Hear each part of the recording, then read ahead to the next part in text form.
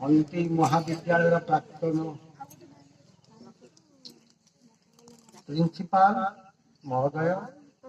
85 number बंधु राजू एवं नित्यानंद जे कि मोर नर्म सहचरी एम मोर अत्यंत अंतरंग। आज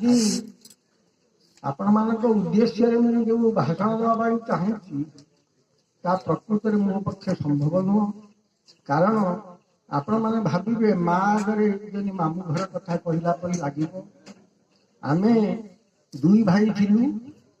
भाईर देह से आजमा रोग में पीड़ित है। तेणु दादा से कलिकता चाकरी करते रही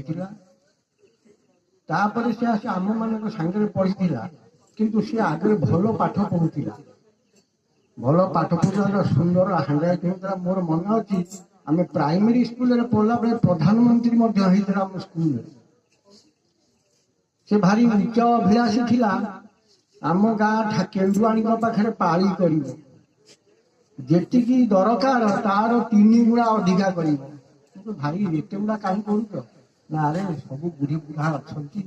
अच्छा दीदे पुण्य हम अन्नदान ठार पुण्य अच्छी। आउ गोटा कथा तार अहेतुक दुर्बलता थिला कीर्तन प्रति आम गाँव जो कीर्तन मंडली अच्छी सेमानकर उत्तरतर उन्नति पाई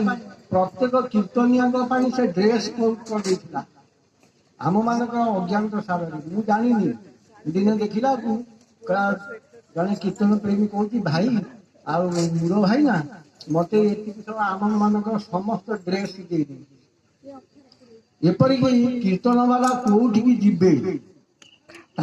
गाड़ी व्यवस्था कर पैसा देव नियो बाटर चा जलखिया खाइब। तेणु संगीत प्रेमी से आसु कवि थिला चली जाऊ गप कह आम गाँव में 4 जन हरिया अच्छा हरि 4 जन हरि को से कहला दिने कहला राम हरि ब्रह्मा हरि जगु हरि हाथी हरि ओदना गाँव में हरि नंबर 4। तेणु मु दिने बस भाई कौन एगुड़ा कहूँ बुझ बुझ गणिली प्रकृत में आम गाँव में 4 जन हरि अच्छा एवं तार गुरुजन मान प्रति भारी निष्ठा थिला कहीं ना जदि से कही था जे